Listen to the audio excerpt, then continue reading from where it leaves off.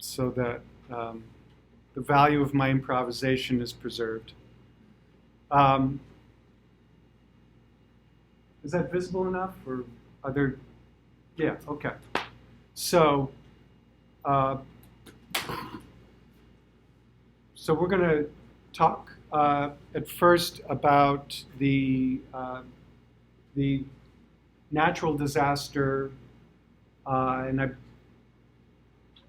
that happened in recent memory during our lifetimes that is not completely unlike Tambora. And it occurred 4 islands away from Tambora. It happened in 2004, I forgot to write that. But in 2004, this happened.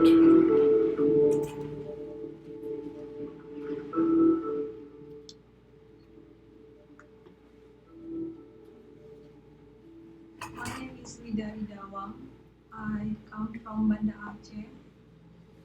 It was holiday, and I was at home with my parents and my siblings, 500 meters from the beach.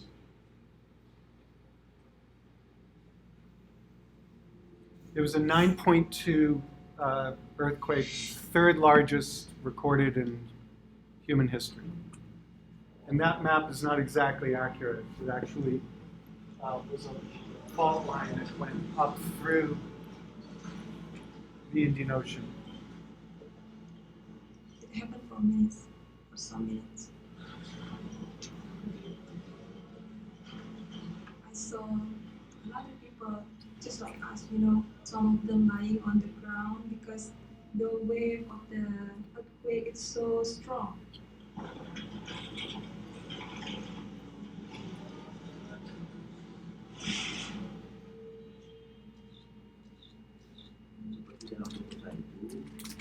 Seolah-olah di saat itu kejadian itu seolah-olah dunia ini berkiamat. Yang itu memang di luar yang sudah pernah dirasakan di Aceh.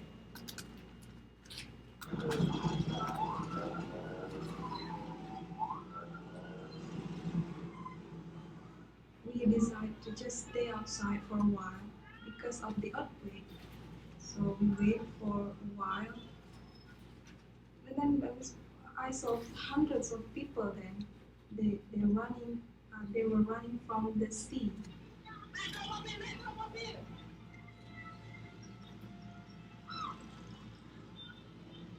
And we were scared, very scared, and they were screaming.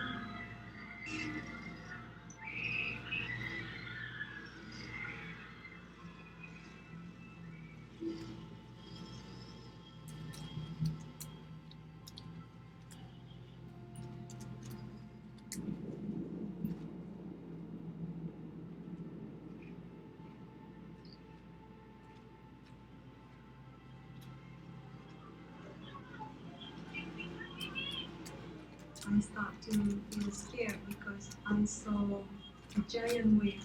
It's higher than my house.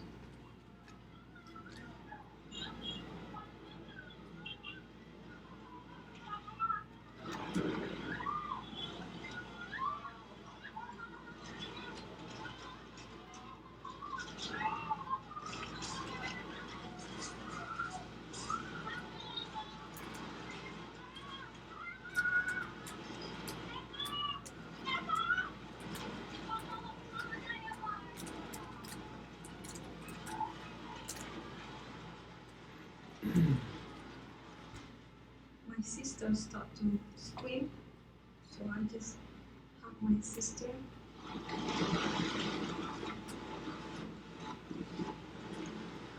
The room is filled by water, and then the house breaks. I'm in the water. I cannot breathe anymore.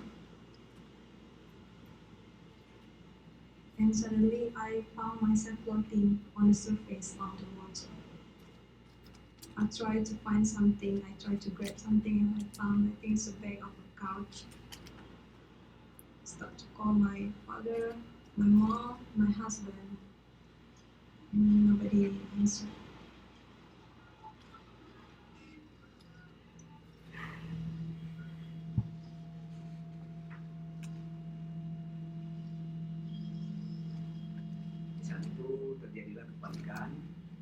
menyelamatkan diri.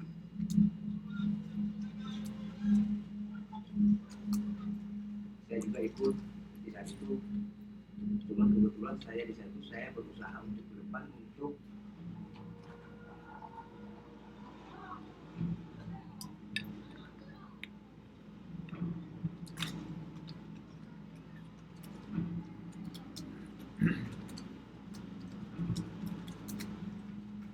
ada yang sudah telanjang ya, terbuka kainnya semua.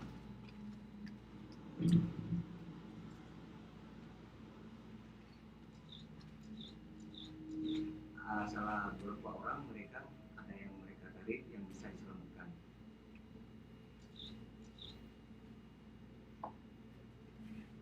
The waves took me back to the sea, so I was emotional. So then I start to, saying all the holy sentence I know, what I believe. I ask for help from God.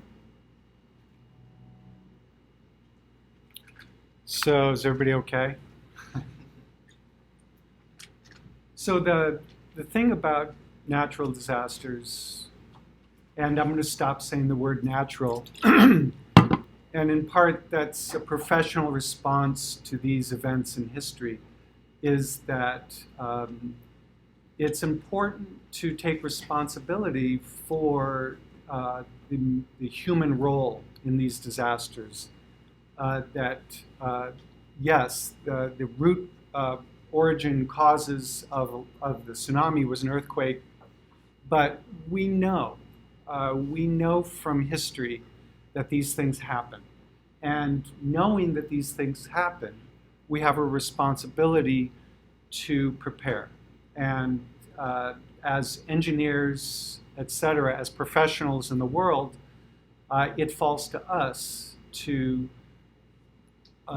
look at these possibilities squarely in the eye and using all of our capacities as professionals, as technical experts, and as humans to prepare for these things for the benefit of ourselves, our families, our neighbors, and for humanity in general.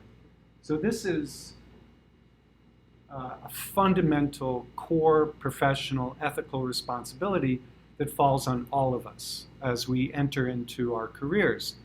And it is profoundly humbling how inadequate our actions are in the face of such enormous forces. And so that's really the root core point of what I'm about to say. And it's these disasters, it's best not to avoid thinking about these disasters, although it's understandable that that is a natural response. It's hard to face these things, look at these things squarely and directly for too long. Take it in small spurts is my advice, and then work up with colleagues and friends and trusted collaborators, and do your best to try to figure out, in the event of these things that are happening much more frequently and with much greater severity in your careers than in any of my generation's experience. And so it's humbling for us of the professionals who came before you, who were trained in the 20th century. To our credit, we were extremely successful in the 20th century. Congratulations, 20th century professionals. Thank you for all your hard work. You did a great job. But it's also true that the biggest problems in your careers, in your lifetimes, are the unintended consequences of the successes of the 20th century technical experts. And that is an extremely humbling and sobering realization that if we, those of us who were trained in the 20th century and are now teaching in professional schools, if we successfully achieve what our professors and what our did for us,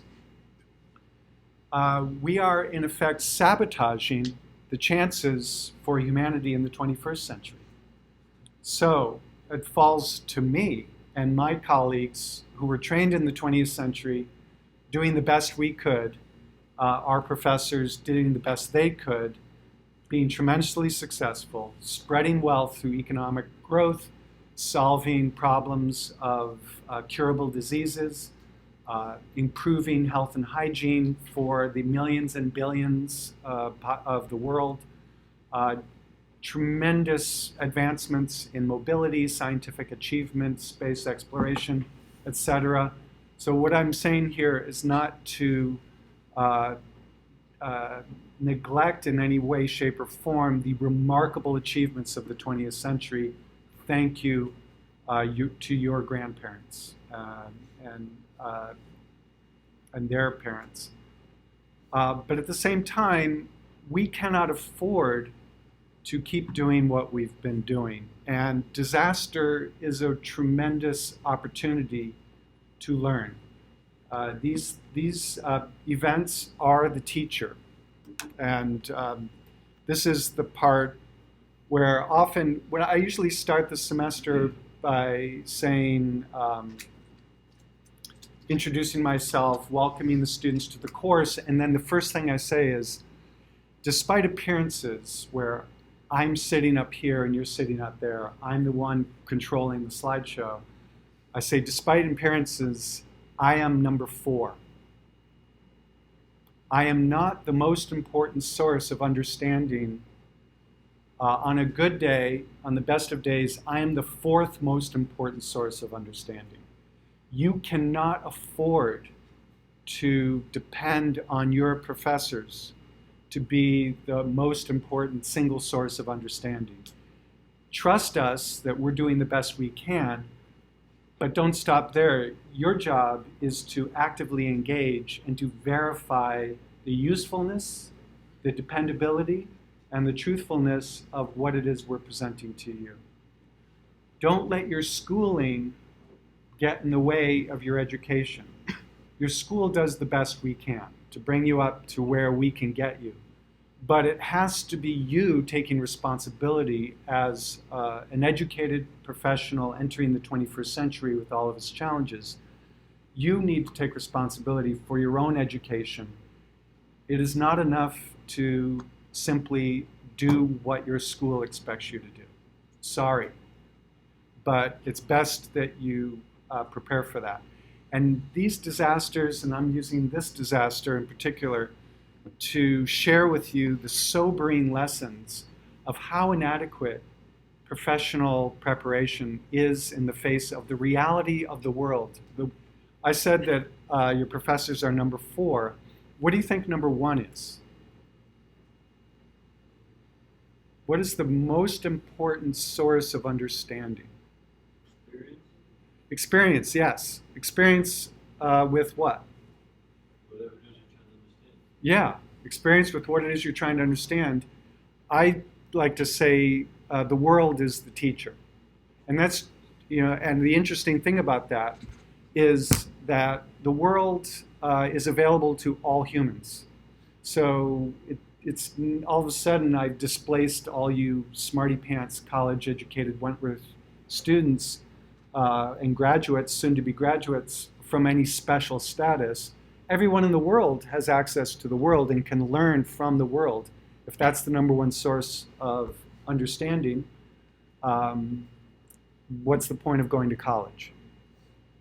Well, what's number 2? Here's a hint. Here's the point of going to college.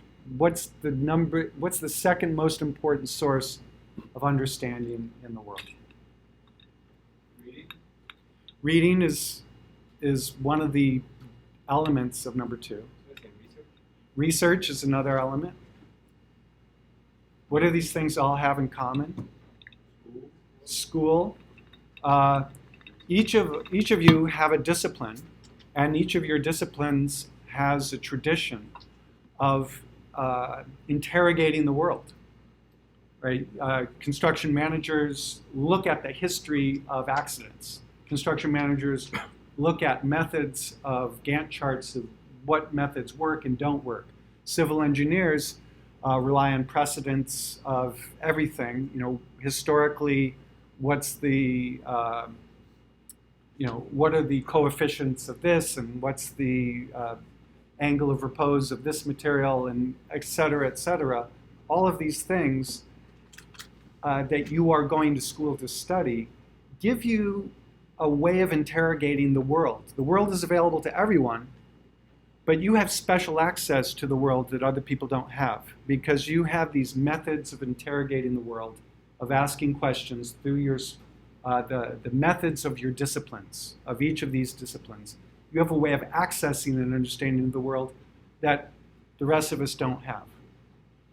And so the second most important source of understanding is your ability to interrogate the world through the methods of your discipline. Any questions about that? Does that make sense?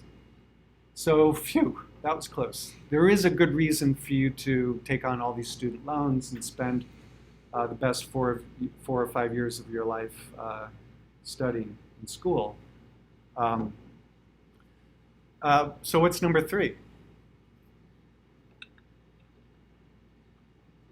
Number 1 is the world itself. Number 2 are your methods of interrogating the world. Number 4 are your professors. What's the third most important source of understanding? Past mistakes. That's the world knocking us down. Yeah. Mistakes are great teachers. Thank you. I'm grateful for all the times I got knocked down, because I've learned so much from getting knocked down, even if I didn't like it in the moment. Thank you, world, for teaching me. What's number 3?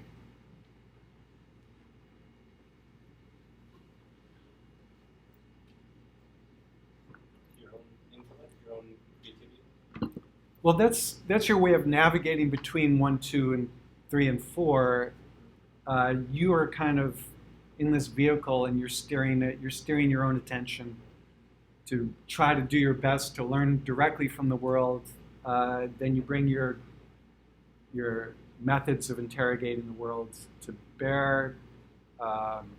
There's number 3. And then if you still need some support, you go to number 4, your professors, your faculty. So even right now in school, long before you learn stuff from your instructors, you're learning stuff from another source. And it's not the reading, it's not, yeah? Other people, exactly.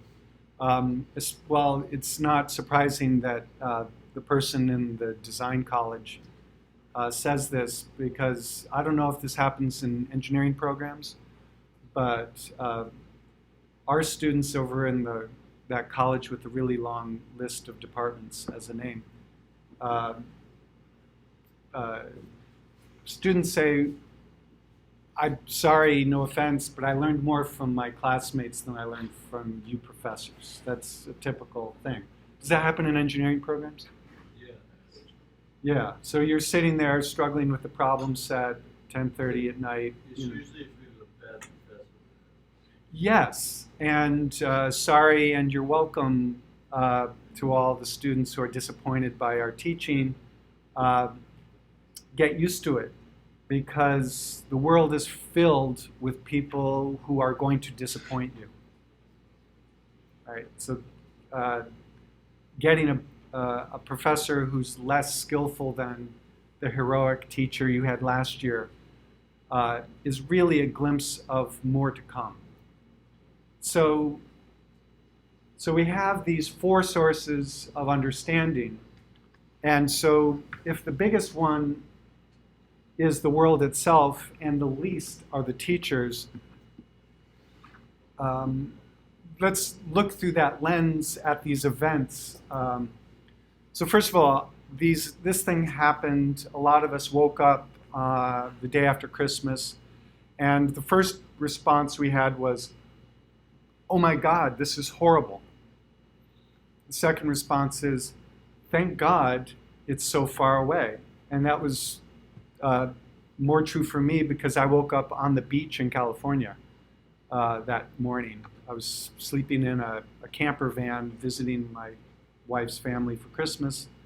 And if there had been a tsunami closer to the Pacific Ocean, chances are I would have woken up with the camper van being carried away by the wave. And I thought about that. The third thought we all had was, this has nothing to do with me. And I had that thought. This has nothing to do with me. This affected Sumatra.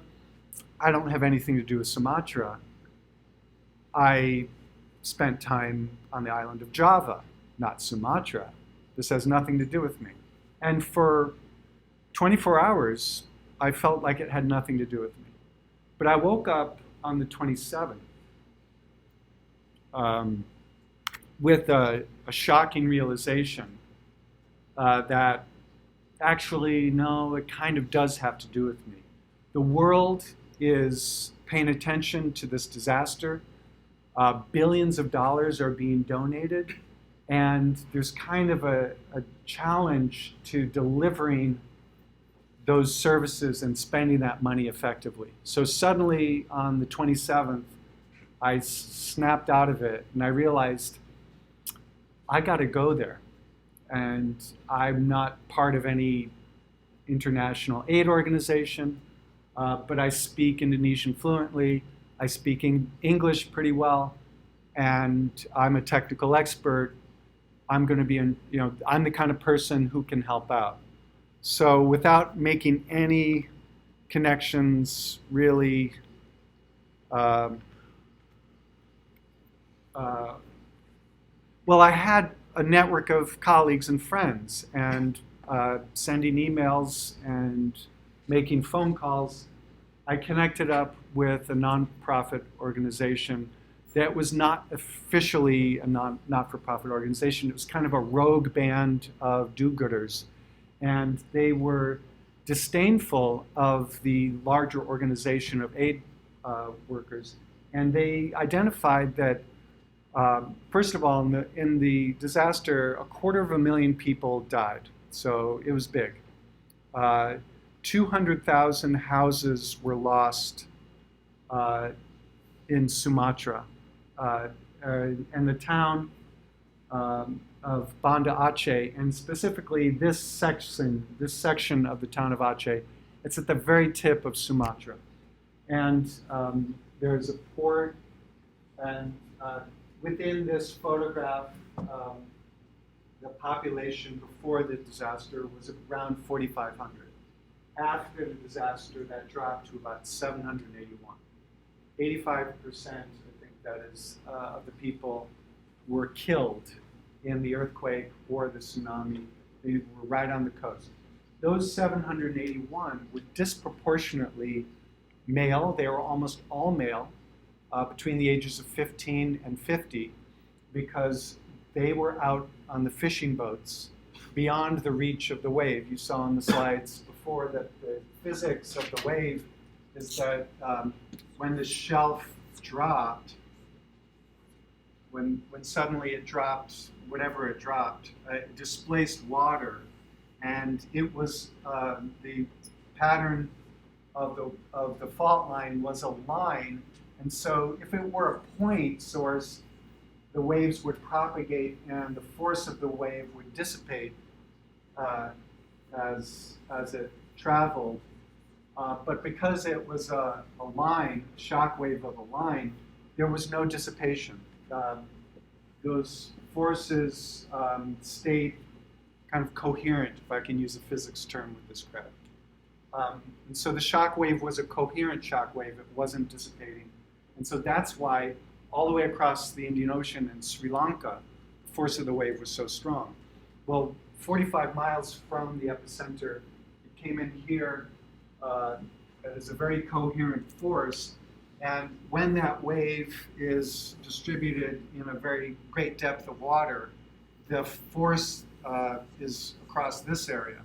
and the swell is very small, and so the boats, the men out in the fishing boats, just rose and fell.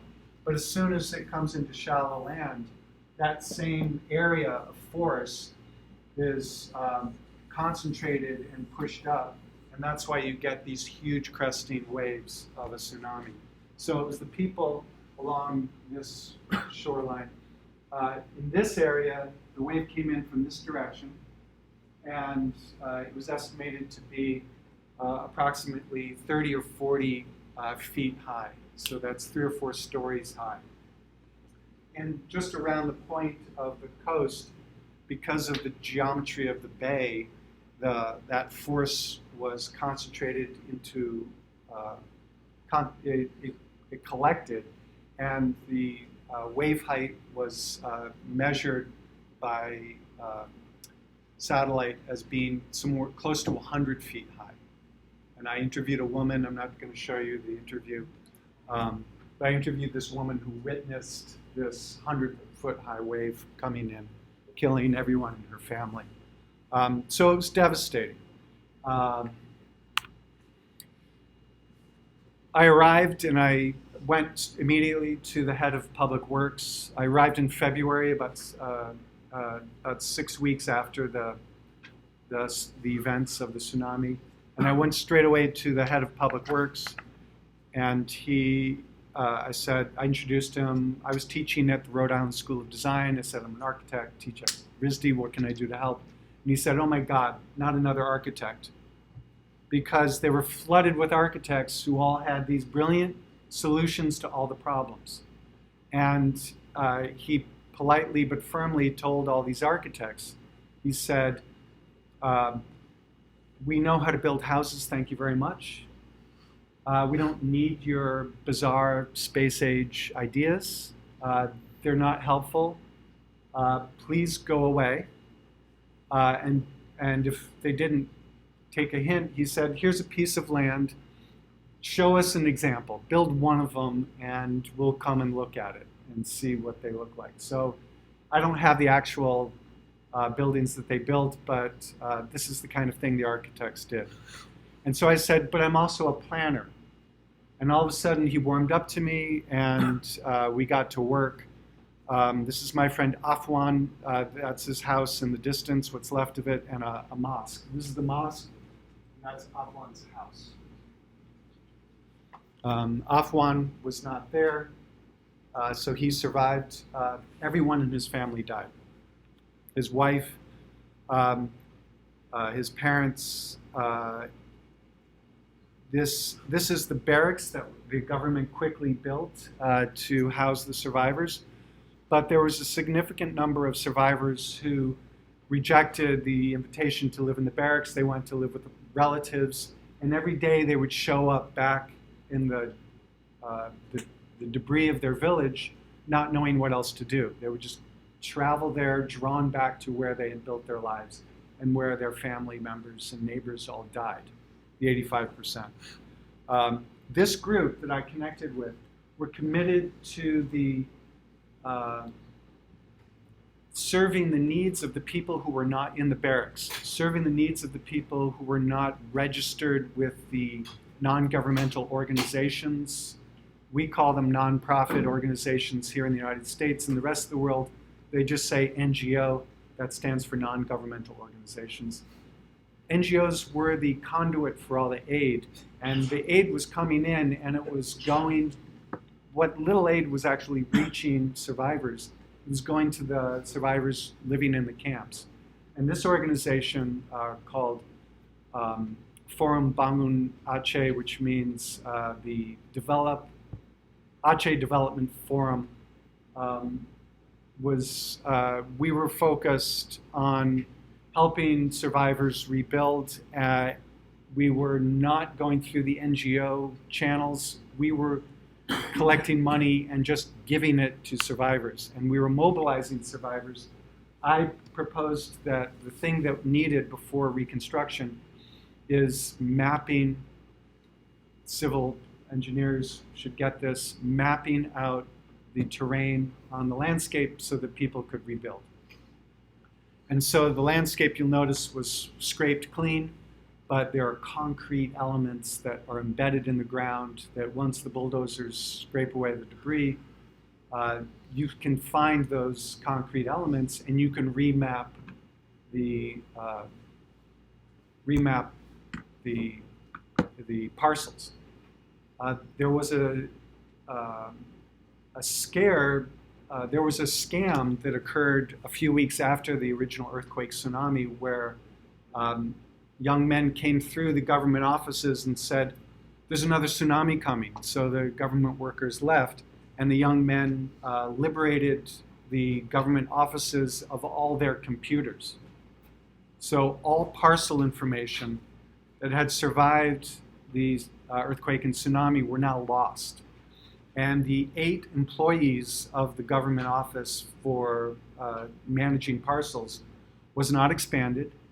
And I was at meetings where government officials from Indonesia and Australia and other Western countries, with a straight face and in all seriousness, in the height of their professional ethics, said, we must not allow anyone to rebuild their houses because they will do it wrong. We have to wait for these 8 people to reestablish the parcel lines of the 200,000 homes that were needed to be built. And we need engineers to specify and design the foundation systems so that they are seismically sound.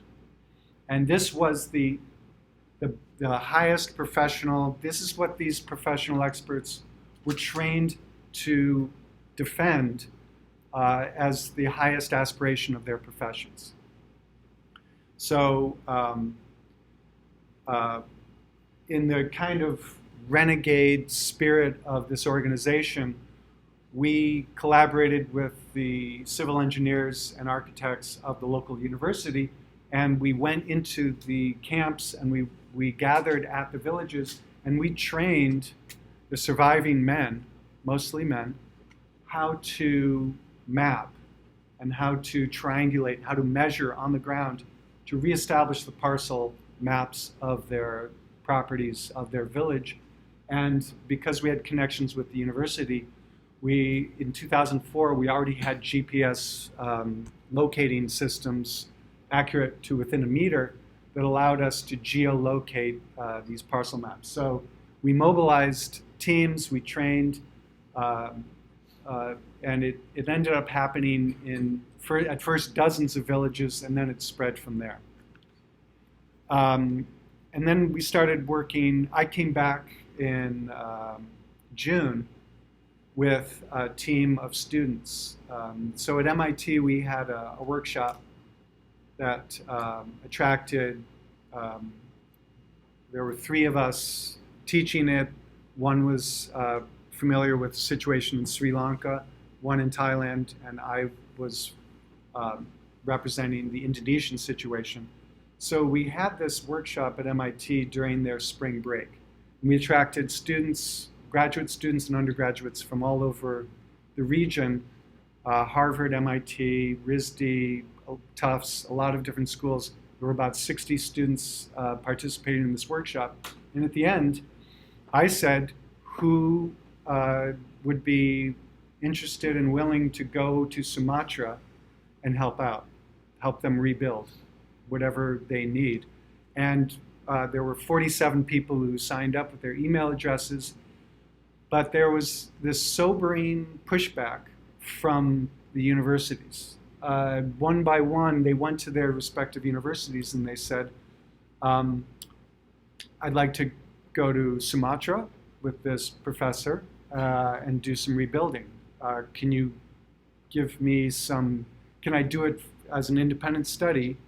Do you have any financial support for it? Because it's expensive to get there. And the universities each said 3 things to everyone's surprise. They said, no, we have no money for you. That wasn't so surprising. No, we don't have any money is a very common thing that we're used to hearing. But they said another surprising thing. The more surprising thing that they said was, no, we won't give you college credit for this adventure. But the most surprising thing was the third thing, and maybe because you're at Wentworth, this is not surprising to you because we have one of the most restrictive rules I've ever encountered in my life. The third thing they said is, if we find out that you went to Sumatra, even if you claim that you were on vacation there with your family, we might be obligated to expel you from the school to protect ourselves from any liability associated with traveling to a dangerous place. So our numbers went from 47 to 11. And these students went anyway. And we went there, and we were there for several weeks. And we worked in this village. This village is located here. So you recognize Afwan's village. His house is here. Wasn't really in a position to work with us. And so we moved on to this village where we did, this was a civil engineer who became the head of the village and survived. He had, before the tsunami, he had already mapped out his village. So this was a crucial piece of data that we had to work with. And from that, we did the measurement. We trained people how to survey. We did the measurements. It was digitized by the students at the university, and it generated these very precise maps. They offered us a place to work in the university, air conditioning, computers, AutoCAD, all of the technologies of 2005. But we said, no thanks, we need to work with the survivors. And that was a commitment of our work. And so every day we traveled to the rubble-strewn place of the village where the survivors built this three-sided lean-to, basically, to protect from the tropical sun. And we would sit and work and talk. We did surveys where whose property was whose, who survived, and even when the survivors, even with 85% of the people perishing, there was always someone to inherit the land. There was always at least one person from the family. So there was no land that unclaimed. Every parcel was spoken for. And so we color-coded, and what we were working with them is basically called land consolidation. We were committed to building back better. What was lacking in terms of infrastructure, road space, escape routes, protection from the mental disorders of fearing for your lives. How could people come back and live here? We needed to offer people a sense of hope and trust and faith that it wasn't going to happen again. And so a lot of people chose to not relocate here, but they still own the land. So the design challenges were multiple, and they weren't just technical. So we proceeded to do this mapping exercise where we were trying to reallocate parcels such that those who were interested in rebuilding could rebuild in a way that was better than before. That means enough, widening of the streets, the improvement of water supply, sewage, all of that, and also reconsolidating extended families so that neighbors who needed to live next to each other could live next to each other. And there was one other thing, that because this is the most devoutly Muslim community in all of Indonesia, which is 92% Muslim, the dictates of Islam are that everyone needs to live within hearing distance of the call to prayer.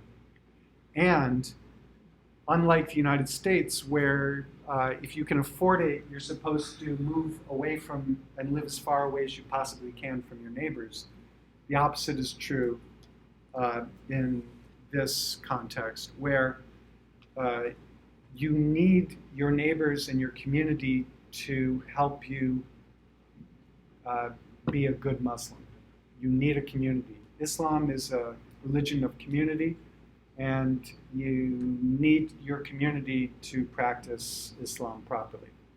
And so there was a commitment, there was a requirement that you couldn't have mosaic of everyone rebuilding on the same parcel of land they occupied before. They had to rebuild adjacent to the mosque. And so there was a reparcelization process. And because the infrastructure, the wider streets, the water supply, sanitation, all of these requirements, fire protection, that you all understand from the technical point of view, it required us to maintain, we did something called, what is it called?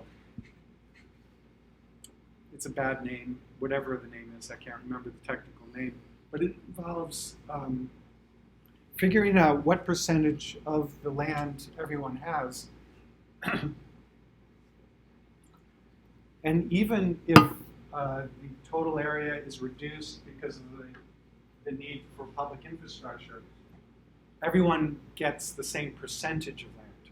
So it's a reparcelization, it's a land consolidation reparcelization strategy.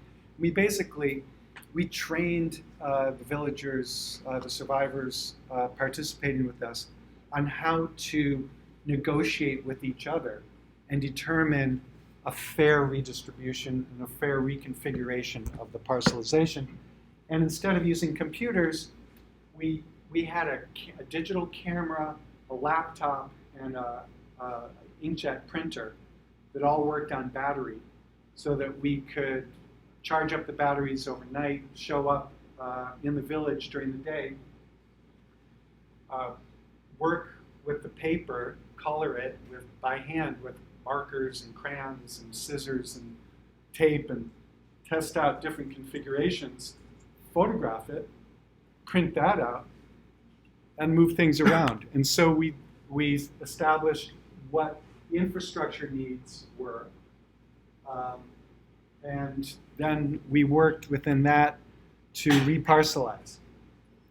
At the same time, the big aid organizations, and these two gentlemen are from Japan, from the Japanese assistance. It's the foreign aid arm of the Japanese government, and it was their job to promote the construction of highways in cities all over the world. And so JICA has offices, they're based in Yokohama, and I was able to visit last summer.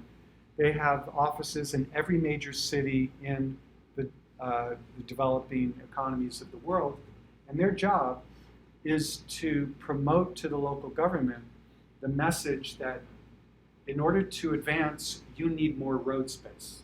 And we will give you the technical expertise to build more roads. We will give you the financing to build more roads. And we will help you build more roads. And they were promoting the construction of a freeway, ring road, right through this village. Their assumption was that with 85% of the people gone, there was land for the taking. Their office had been in Banda Aceh for decades, and this was their moment of opportunity. They had highly sophisticated digital files that mapped the entire city, with which they were developing their proposals for building freeways around the city of Banda Aceh, and they were not sharing them. Unlike everybody else who came to Banda Aceh, there was a sharing open source culture, but the Japanese were very closed about their digital files that would have helped the rest of us do our work. They were not sharing, and this is us meeting with them, pointing out to them that there is no land for the taking. This is all owned. You're going to have to compensate the people if you can, in fact, negotiate their relocation somewhere else. And so we were trying to convince them that the Dutch colonial seawall that had been devastated by the tsunami was a great location for their ring road, because when you build a freeway, you build it off the floodplain, and it would serve as a breakwater So instead of running their ring road right through the center of this village, it costs less to build it on the land. We were suggesting that they build it 10 meters off the coastline.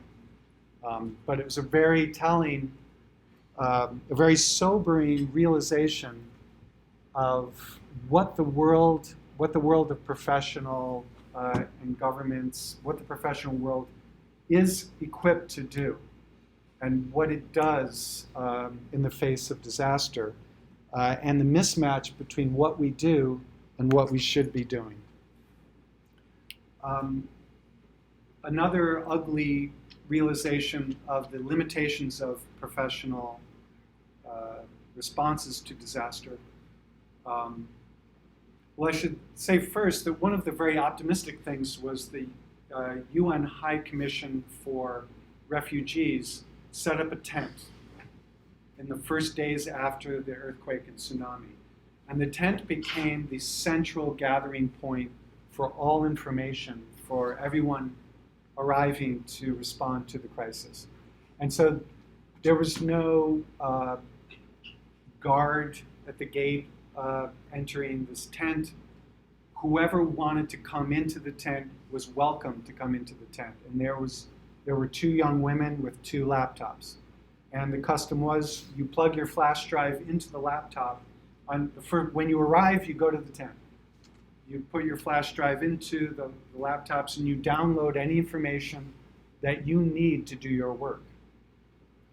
And then you go off and you do whatever you do. And then on day 2, you come back and you plug your flash drive in again and you upload any photos, any surveys, any information, all your technical data that you are accumulating, and you share it. And this became the open source point of sharing that really allowed a lot of people to do so much more than they ever would have been able to do.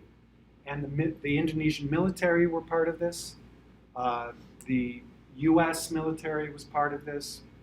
Bill Clinton and George Bush were both there. They were part of this. Brad Pitt, of course, was there. He was part of this. And all the organizations participated in this except for the Japanese. The Indonesian military, if they were going to be sending a helicopter down the coast, they would say, we're going down the coast and we're doing this, we're dropping off supplies. We have an empty seat and we have 100 kilograms of payload capacity that are available. Show up if you want to be on this helicopter, show up at this time and you can ride on the helicopter. Even the military were engaged in an open source approach to doing whatever could be done to support the work collaboratively. The internet was already a thing in 2004, and the internet was a second source of open source collaboration. All of these things were made available.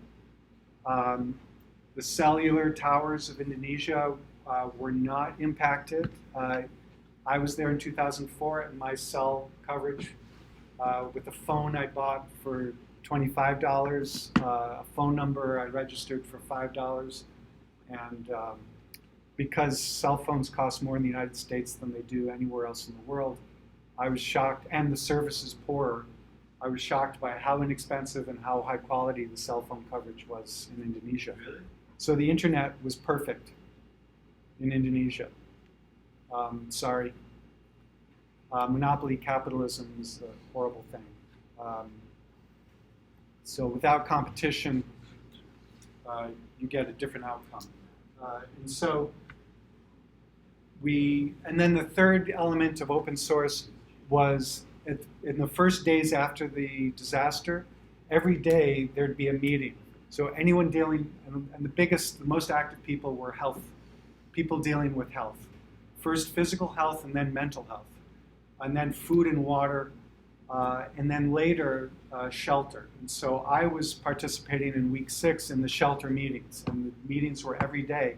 It's basically, again, whoever was there to help the shelter, you get together and you coordinate and figure out who's doing what, when, and where, And then when we came back in June with the students, we showed up and we brought our collaborators, the Sumatran partners in our collaboration, we brought them to the shelter meeting.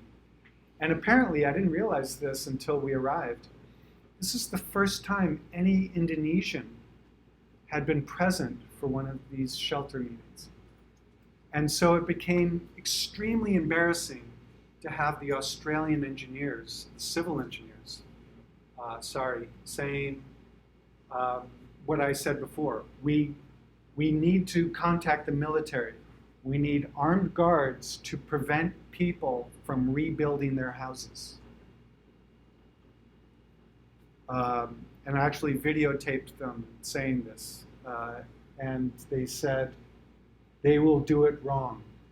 So this is an example of the expertise of technical professionals becoming a barrier to fulfilling the ethical obligations. You know, we need them to do it right, but they need to do it because you can't wait for this team of 8 people to remap the parcels. You can't wait for the handful of engineers to design each of the systems. So the response we had was,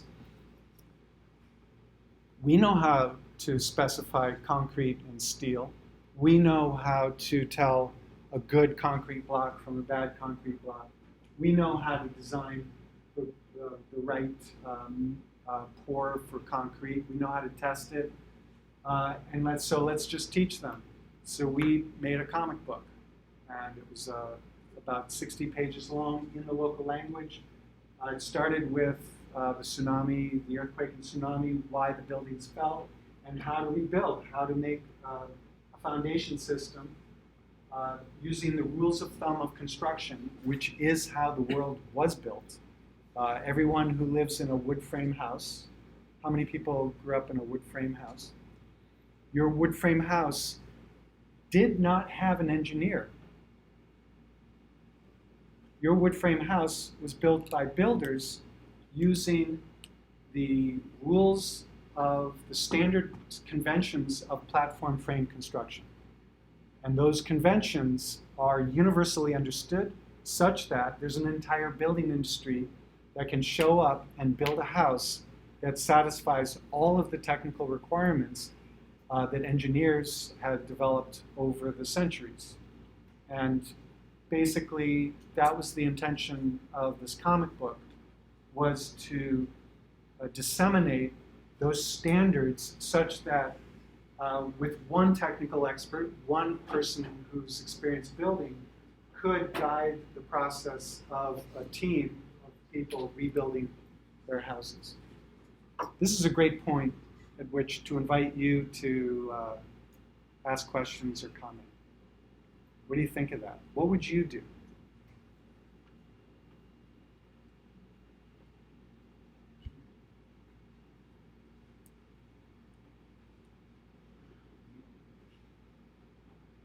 I think you did the right thing. Does anyone, how about other people? Because I still don't know. I'm still not quite sure. It felt essential at the time, but I haven't been back. Yeah. I'm curious. I think I agree. I think that's a good idea to field. I mean, also because you said like these people weren't really doing anything; they just kept going back to the degree to look at. You know, so you can train unskilled people, and help rebuild their own houses. I'm curious to what you were saying before about how the Australians didn't want people to start rebuilding immediately because they were going to do it wrong or whatever. But so when you were mapping out the parcels and everything, they had people who were still waiting to build, right? No one had started just building. No one, well, a few Otherwise- people had lean-tos against, the few remaining walls, Okay. but it was their land. Right. It would be, there's such a strong social community, no one was going to, well, there was a brief moment of insanity when the government said, we're going to put a 2-kilometer wide buffer zone between the shoreline and a line where people can rebuild. And the next day, hotel developers moved in and started claiming those lands for beach resort hotel developments because it's so corrupt. Right. And the governor, the new governor at that point,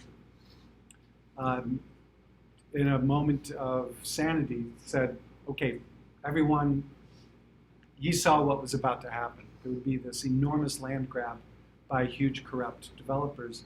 And he said, no, everyone can rebuild if they want. So if you were shrinking the, like you said, you were kind of distributing some of the private land to public property, Mm-hmm. but you were doing it on an even scale. Yes. So if people had already started building on their land, but their land was shrunk, would that cause a problem? Yes, there wasn't a lot of rebuilding. There wasn't. No. Not until everything was mapped out, basically. Yeah, and at the point when, this is what it looked like when we were finishing our work. This is a pile of building materials that fell off the truck because Oxfam is an amazing international organization. It was not legal for them to give building materials to villages. And so it went missing. Officially, the building materials were stolen. But we know what happened. Oxfam went and they dropped off building materials. They just put the building materials in the villages and their job was done. People had access. It was up to the villages themselves to coordinate. And so this is one of the things you get extremely local. You partner with local people. You don't leave it to big organizations like the government or the regional government.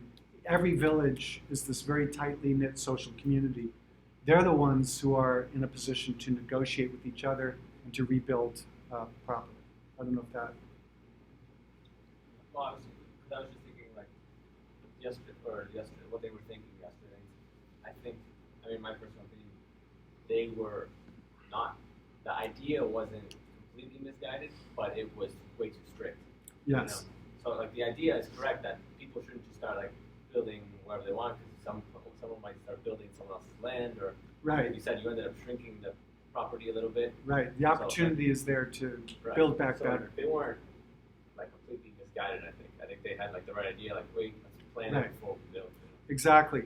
And so how do you respect the logic and the rationale, the very good rationale behind their professional expertise, but embrace a larger, more complex reality of the world? You had something.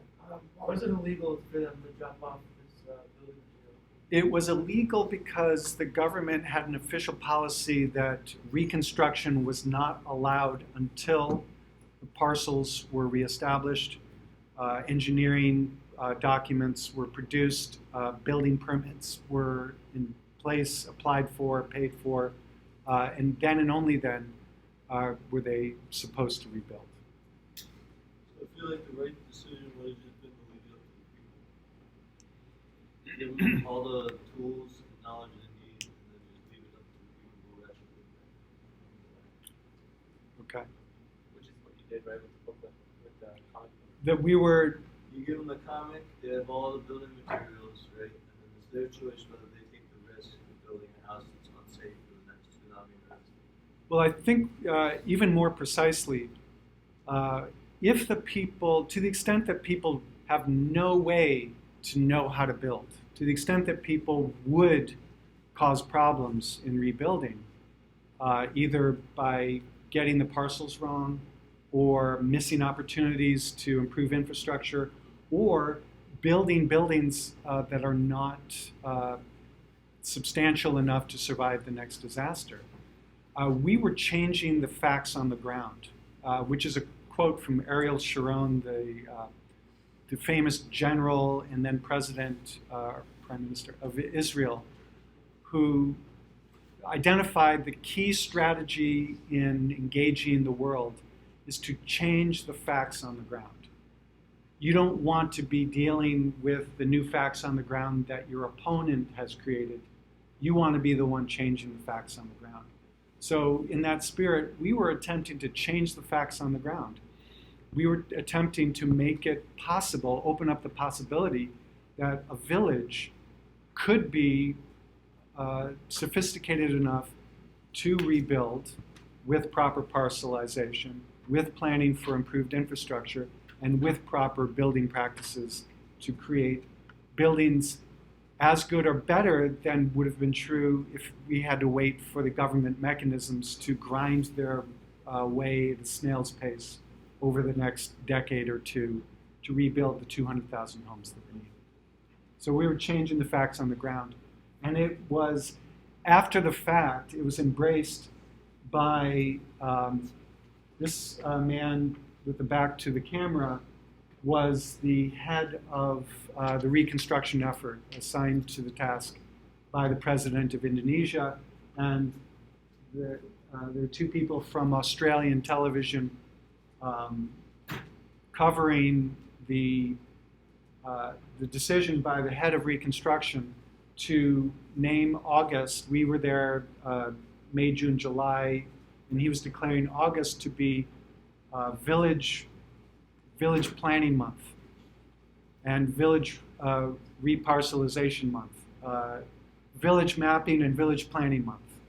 And so he was embracing our method and establishing it as the new standard for the hundreds of villages that needed to rebuild. And so this is an example where a focused effort with a handful of people in one village opened up new possibilities that otherwise would have not been available for larger scale transformative effort. Yeah. Were things like this happening in like just here, or were they happening all over the place? Like where people like you would come in and teach the people how to rebuild? Was that happening all over the place, or just kind of in this village? I'm not aware. This was the spirit in which a lot of people were working. I have a friend and colleague from the University of Washington, and he working with his students, they produced a series of pamphlets on with design ideas and technical ideas for rebuilding that was done in the same spirit. This comic book was done in collaboration with a German NGO and a network of Indonesian responders to the crisis. So all of these things were large collaborative things. This is an example of a sketch by the civil engineer, head of the village that we were working with. And in our conversations, we were talking about what it meant to rebuild. What does it take to rebuild in a location where your husband, your wife, your family was destroyed? You're the only survivor of your extended family. How do you justify rebuilding? And for many people, they couldn't. But for those who wanted to to move back to this village, his idea, talking with us, was to create an escape building, which is an idea that comes from the Japanese tsunami experience, that they build these heavily reinforced towers that are within running distance of the village, so that people, even if it never happens again, you can picture having a safe haven in the case there's another earthquake of that magnitude. And in the observation, you notice that the mosques were preserved. The mosques were the one buildings that typically were not destroyed in the tsunamis. Many were, but many weren't. A big reason for that, a lot of people said, well, God was clearly sending a message. But the engineering perspective is that the open archways of the ground floor allowed the forces of the wave to pass right on through. It was a hydrodynamic form. structurally rigid because of these brackets, create a moment-connected frame that allow this rigid structure to stay upright even as the wave gushes through the ground floor. So his design was for a new mosque that could serve as an escape building with a flush-through ground floor, and then areas above that in times when most of the time there is no disaster, this huge investment could actually be something that is useful to the community the other 9,999 days when there's no tsunami coming through. So this was his idea, and because he was a civil engineer, he understood the physics of the moment-connected frame that was part of that design. And there's a version of what was built as an escape structure. This is not well, they might use it as a mosque, but it's called a multi-use building.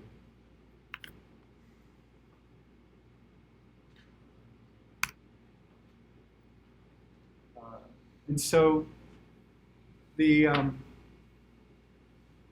general principle that all of this is pointing towards is that we have our formal education and we have our formal institutions and we have our standards and conventions of professional practice.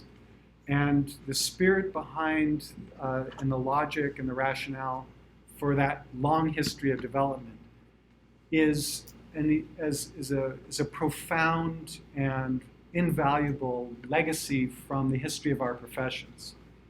And they are not to be taken lightly or neglected.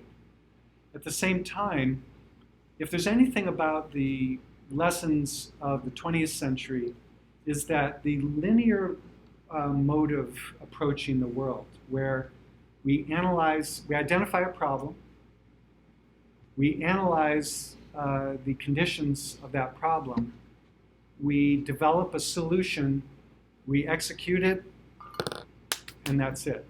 Right? That is the professional practice of the 20th century. It's linear. We engage in thinking that is cause and effect. We identify the cause, and there's an effect.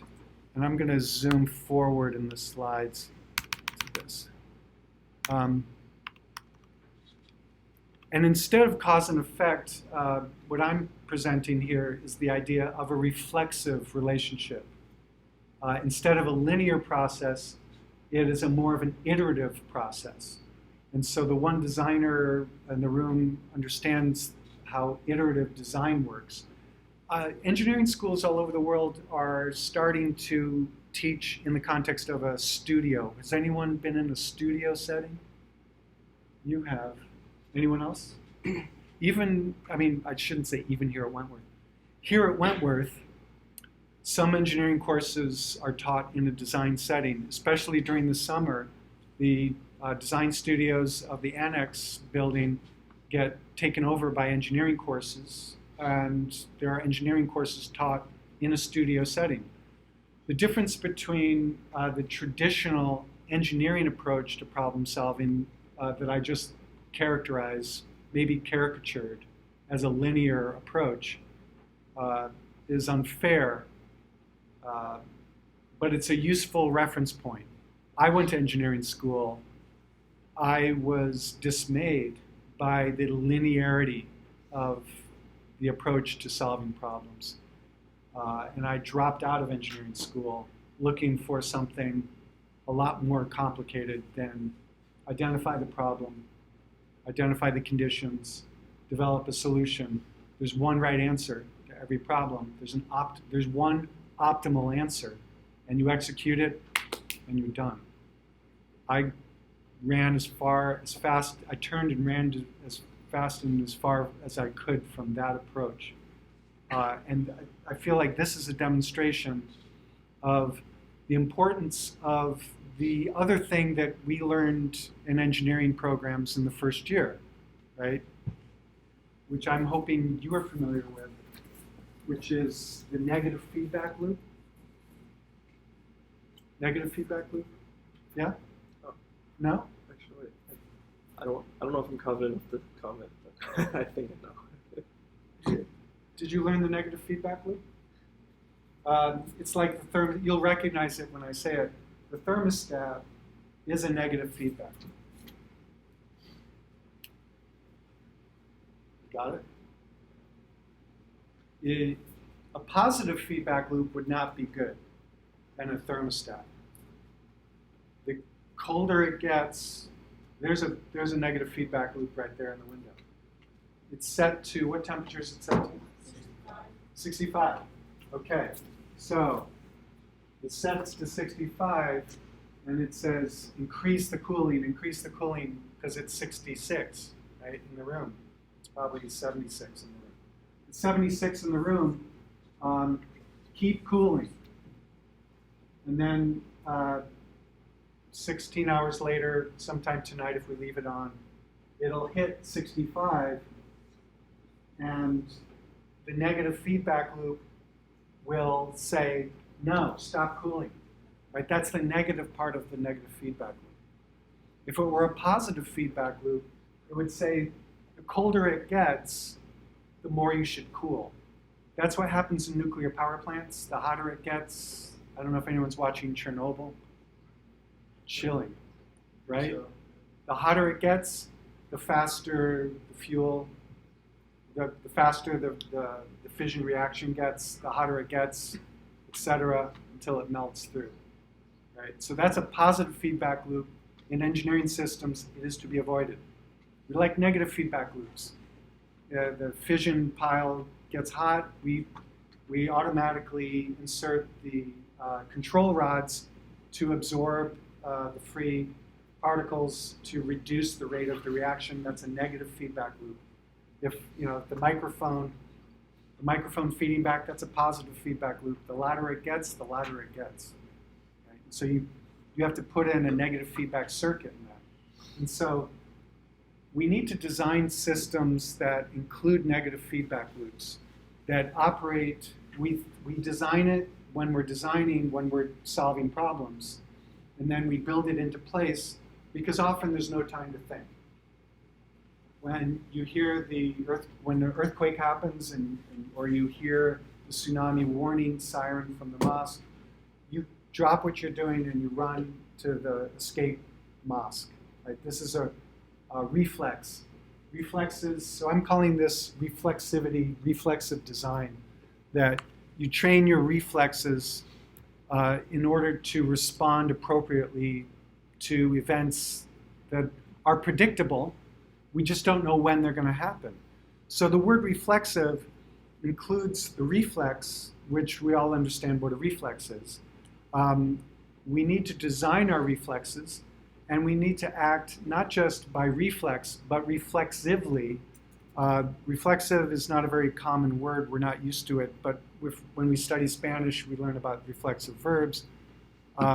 But here's the idea of reflexive, that instead of thinking that there is a cause and an effect, a linear chain of causation that results in a single effect, it's more important to understand the mutual relationships between causes and effects that is best characterized like this, that every cause resulting in an effect, that effect becomes very quickly the cause of further effects. And it might actually exacerbate the original thing.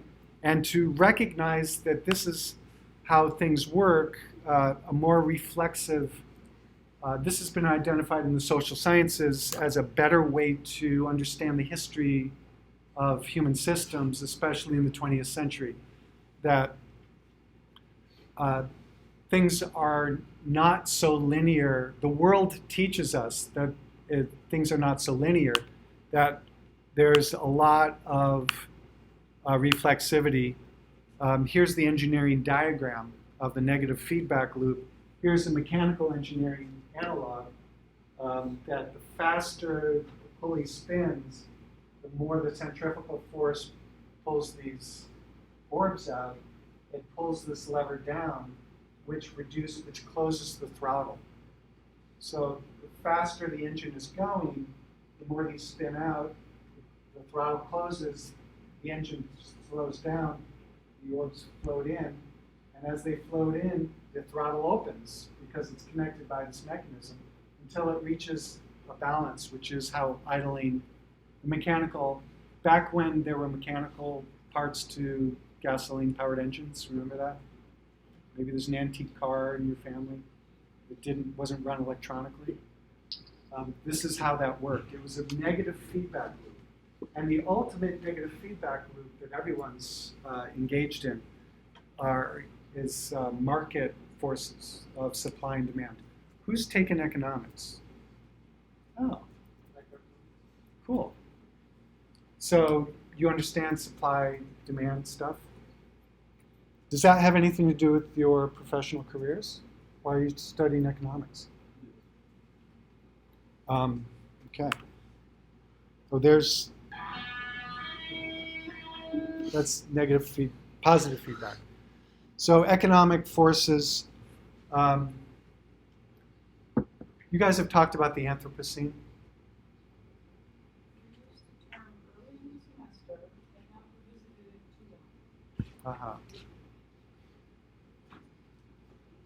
So, in a way, the global impact of Tambora is a really important topic, has become a really important topic for scientists and engineers looking at how to reverse the impacts of global climate change. Have you talked about that? And so the artistic effects of volcanic eruptions and famous artists. There is a whole other world of study, which is the impact of volcanic eruptions on global climate change, and famous scientists and engineers and the geoengineering. Have you run into the geoengineering proposals? That there's a whole community worldwide of scientists and engineers, the most radical of which is across the river at Harvard. And he is right now flying drones into the atmosphere. He's spraying aerosol sprays to see if he can measurably reflect some of the sun's heat back into space and reduce the temperature of the planet. Have you run into this? We haven't talked about that particular scientist, but we've talked about some of the more radical ideas about changing or harnessing the effect of sulfur. Mm-hmm. What somebody is doing geoengineering for Are you doing it? But aerosols measure the clouds too. So Mhm. it's not like a one-step solution. It has other effects that are really. The unintended consequences of an engineering solution. So this matches the model that I'm presenting, is that, once again I'll say it, that the problems that you will encounter in your careers are by and large, for the most part, a result of the unintended consequences of the solutions of the 20th century. So global climate change is an unintended consequence of the tremendous advancements we made in the industrial transformation of the world in the 19th and 20th century. The ability to consume beef. I'm just going to name a few top contributors. Concrete, automobiles, gas-powered transportation that is the baseline of all participation in society You cannot participate in society unless you have a smartphone. The 20th century equivalent of that reality for your parents' generation, you cannot participate in society and the economy of North America unless you own and operate a car every single day. And increasingly, that model is being embraced by the entire world. And so, and are cars fantastic? Yes, hooray for cars. It's so convenient for us to get from point A to point B without having to wait for the bus. We know who are winners and losers in this world by who's waiting at the bus stop and who is not waiting at the bus stop. Cars are tremendous, but they have this unintended consequence of climate change. So, as we go to solve those problems, should we take the same approach? Should we say, well, if we reflect things back into space, we can counteract. The solution to the problem caused by technology is another new technology. That is called the technological fix. And it was the dominant theory of 20th century problem solving. Whatever problem is caused by today's technology, it will be solved by tomorrow's technology. And so that has not turned out well. And it is a slow motion disaster in the making. And so as the planet plummets into the Anthropocene and all of the negative impacts that I don't have to list for you, can we afford to take the same approach of the current problem, the unintended consequence of today's technology will be resolved by tomorrow's technology? Can we afford to not take that approach? See, this is so familiar to us from the Aceh story. We can't afford to ignore technology, right? Please, don't throw the baby out with the bathwater, right? We need to embrace the possibilities of solutions that involve new scientific understandings, new engineering applications. What I'm saying is that it's not so much the technology and the science underlying the technology. It is the problem-solving approach that is linear. That instead of separating the analysis step and the identification of the solution, instead of separating those two things from the implementation, what the more important approach is to have a negative feedback loop. You analyze the situation and you look at the solution that suggests, and then as you implement that solution, you create a feedback loop. This is the part, I'm going to put it on a different color. The difference between the 20th century, this is the 20th century solution, approach to problem solving. And I'm proposing that this be the 21st century approach to problem solving, that you insert the negative feedback loop. So this professor at Harvard who is spraying aerosols into the atmosphere, he's not spraying aerosols in the atmosphere. In a way, it's embarrassingly timid. But there is so much scrutiny and so much pressure on him because Naomi Klein made a movie and a book about the unintended consequences of geoengineering, of reducing, of reflecting light back into space. The science suggests that there would be a dramatic redistribution of rainfall globally, and that, surprise, surprise, North America would benefit, and Europe, Western Europe, would benefit hugely from excellent conditions for growing food. And can you guess who would be thrust into a century of drought conditions and starvation? Can you guess? Africa? Africa, South America, Middle East? in Asia. And so, so he's under a great deal of scrutiny. So he's flying a cute little drone, spraying some aerosol, and he is doing this. He is being responsible by taking baby steps and not being driven forward by confidence, overconfidence in his theory, but testing it in smaller, safer ways. And so this is actually at the core of what I'm suggesting is a model of reflexive design. I'm using the word design because it has this iterative process. You try something and see what happens, and based on what happens, you try something else, and it's iterative.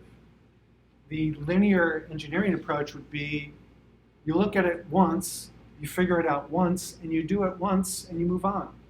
And sorry if it caused unintended consequences, not my problem, right?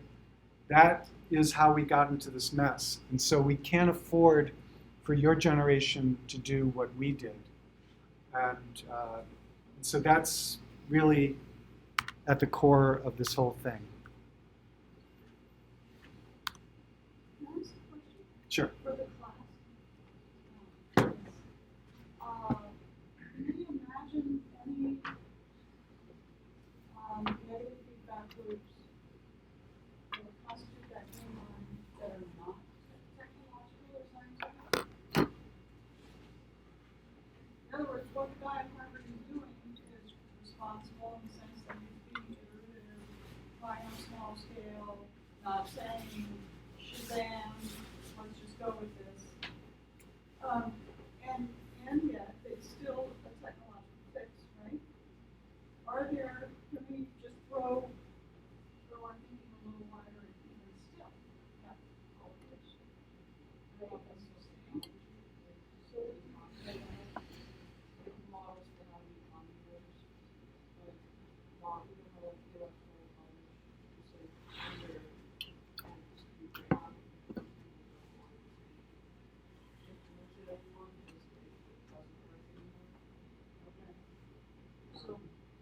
So fundamental political structural change. Interesting. How would you that? Sandy? I was thinking like also politics, but like restrictive policies. You know, people don't always look at cities where they tried something and it worked, it didn't work. And use that to make policies wherever you are. They just run with it. If it works for them financially, they keep running with it.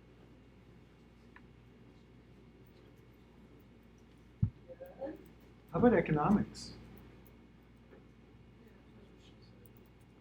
You said politics and economics? Yeah. Because part of what I often present in this context is how tremendously successful the economic feedback loops have been to cause climate change. What's the price of the right of dumping carbon into the atmosphere? How much does it cost if you want to dump carbon into the atmosphere? Nothing, exactly. So the rules are written, whoever dumps the most carbon into the atmosphere for economic gain wins. Okay, everybody, go. So we understand the power of feedback loops because that is what caused the problem. Is we created a feedback loop that deliberately distorts and prevents any placing of cost to dumping stuff on the planet, in the atmosphere, in the water. Resource extraction, it's the cost of the shovel. We don't say, hey, you're reducing the quantities of platinum for your computers. We say, take it as fast and as quickly as you can with our blessing. There is no cost associated with depletion and dumping. So we've created a negative feedback loop that is exploding. and causing the whole problem. I mean, I wouldn't say there's no the dumping. I know the DEP will possibly have pretty bad, huge penalties for not dumping. It's a very, very small part of what we do. The dumping of carbon dioxide. Oh, I didn't mean into the atmosphere. Yeah, there is some form of dumping. Solid waste, you have to dump it in the landfill, and it comes with a cost. And as landfills fill up, the cost goes up. So that is an economic mechanism that has that is a negative feedback loop saying recycle more, landfill less. But it's a fairly minor demonstration of what we need a lot more of. So I'm really interested in everyone taking economics. Is that part of your professional Yes. programs? That's fantastic. You should take general econ and engineering econ. And what do you study in engineering econ? Haven't taken it yet. It's like the future value, past value, all that stuff like that. Okay. Do you study depreciation and net present value? So maybe you can help me understand. I'm trying to understand how it works. How is it possible? How can we justify the forfeiture of future of the planet for our children and grandchildren? And there seems to be a relationship between the way we quantify the net present value of assets, such that in a building, for example, the net present value of something that in the present goes to zero at 20 years. Do you guys quantify net present value? Do you use that thing in spreadsheets, Excel spreadsheets, where you set the interest rate? And because this is something I could actually use some help figuring out. Is the relationship between the quantifying net present value as a just economic incentive to not think about the future asset values of the planet. There is a big push in our fields for sustainability at the school, whatever class it is. In architecture too. But is there a connection between sustainability and economics? Is sustainability a way of compromising economics? Is it seen as compromising economics? They can be connected if you think about where the global economy is headed. Like countries that the value of their dollar is where it is. That's a form of sustainability concern. Are there economic incentives for sustainability? Well, I believe that knowing if like your assets are renewable is a big part of what goes into. I know there's giant tax breaks if you improve your sustainability. Yeah, there's the politics and economics coming together. Lead does something where you can, they say it'll cost more up front, but you save way more after like 15 years Mm-hmm. than having to run everything the way you would if you saved money when you first started your initial. So is a 15-year payback period make it the right thing to do? It depends if you have the right amount, if you can afford it up front, then yeah, but if you can't, then you'll find the money eventually, you just keep going. So that's where it's kind of harder to do it. Yeah, that's pretty clear. There's also, we have to take an ethics class, and one of the big questions we talked about in that is if there's more than just the one social responsibility of a business to increase its profits. There are companies now,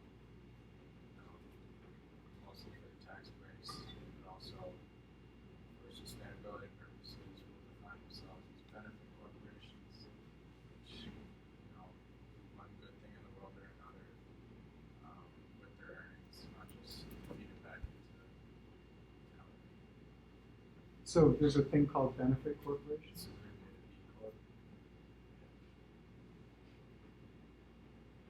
And a lot of corporations feed their profits back into their own operations, but increasingly corporations don't do that. They send it out to their, it goes to their paying their top people. Thus the income stratification that we're seeing. The B Corps have special status. How are they rewarded for being a B Corp? Tax break. So is there anything baked into the economic system that incentivizes doing better? Or is it still more profitable to not do better? Well, I mean, so monopolies generate further monopolies, right? Monopolies are made illegal. So if you, I guess, if you are more efficient to the point where you're doing something, I don't know. I just feel like there's like a peak, and if you try to do better than a certain point, you're penalizing. Or you're penalized? Yeah.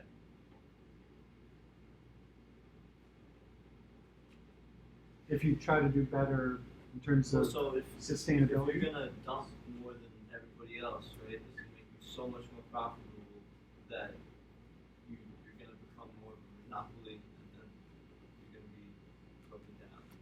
Well, no, I'm not. I'm going to be rewarded. If I'm Shell Oil, Dutch Royal Shell, if I'm British Petroleum, if I'm ExxonMobil, I feel like that. I'll be made Secretary of State. I feel like that has more to do with corruption in government than it does. Because generally, I would consider a massively large corporation like that a monopoly. Well, we don't like monopolies, but we tolerate near monopolies, which we call oligopolies. So the U.S. government will step in if it's just Apple, they'll step in. But if it's Apple and Microsoft, we're okay with that. We're okay with Amazon being the first $1 trillion company in the world. We're okay with that. But monopoly, if it's a handful of people with crazy market shares, the U.S. government is okay with that. The European Union is now the watchdog of this in the world. They're the ones saying no to the big, giant corporations. Well, that's great. Thank you for helping me figure this stuff out, and thank you for the opportunity.